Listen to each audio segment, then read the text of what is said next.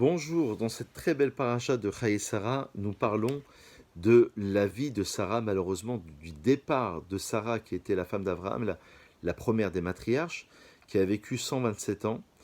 Et Sarah est morte à Kiryat Arba, qui est Hebron, dans le pays de Canaan. Alors pourquoi cette appellation? Puisque la paracha, ici au chapitre 23, le texte va nous dire que Abraham va acheter auprès de Ephron pour une valeur de 400 pièces d'argent le fameux caveau des patriarches. Pourquoi donner autant d'indications pour l'enterrement, puisqu'on va parler de l'enterrement, de la vie de Sarah? Et d'ailleurs, c'est intéressant, entre parenthèses, de ne pas parler uniquement d'une personne qui est décédée, mais de ce qu'elle a pu apporter.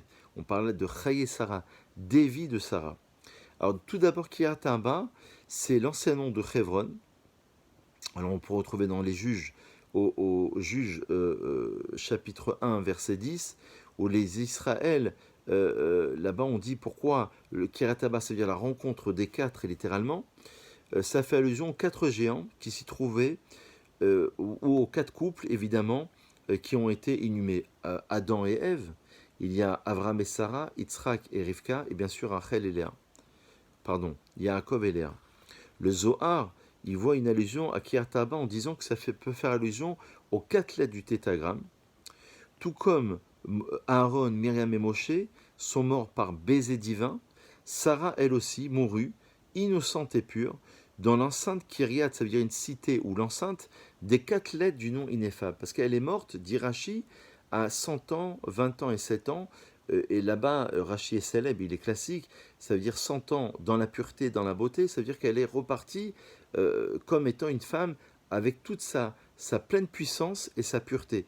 Donc il y a une comparaison avec le baiser divin, ça veut dire qu'elle est morte, d'après le Zohar, dans, si on peut s'exprimer ainsi d'un point de vue de la métaphore, dans les quatre lettres du nom ineffable.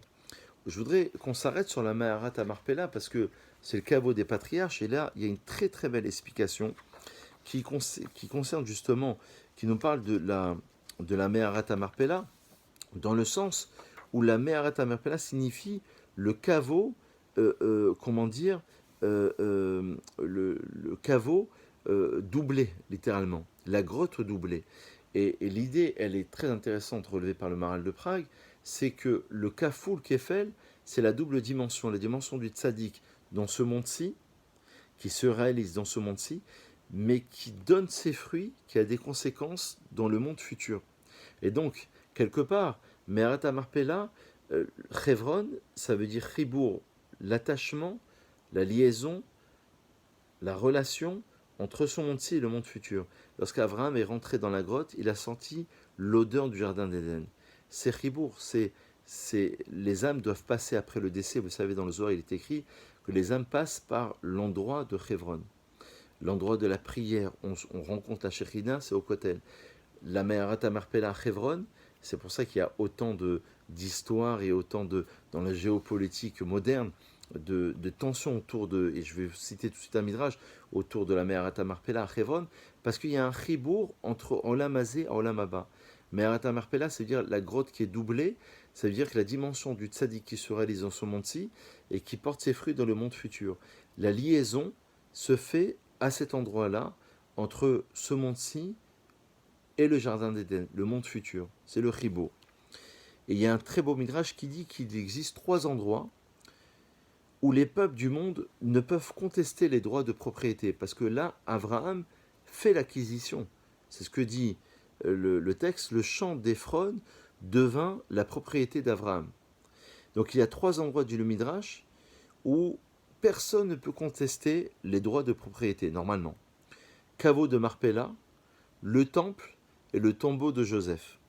Le premier, le caveau de Marpella, c'est notre sujet de notre paracha, en raison des précisions minutieuses fournies et répétées ici. Le second, c'est-à-dire le temple, en raison du contrat d'achat effectué par David, et comme il est mentionné dans les chroniques au chapitre 21, verset 25. Et le dernier, ça veut dire évidemment le tombeau de Joseph, en vertu de l'acquisition légale rapportée par la Torah.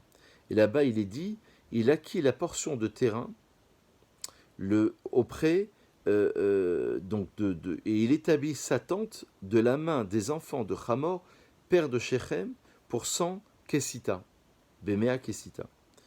Et donc, quelque part, ici, euh, euh, l'histoire va être tourmentée autour de ces trois axes, le tombeau de Joseph, le temple, comme vous le savez, et évidemment la Me'arat Marpella. Pour s'y rendre aujourd'hui, il faut prendre beaucoup, beaucoup de précautions.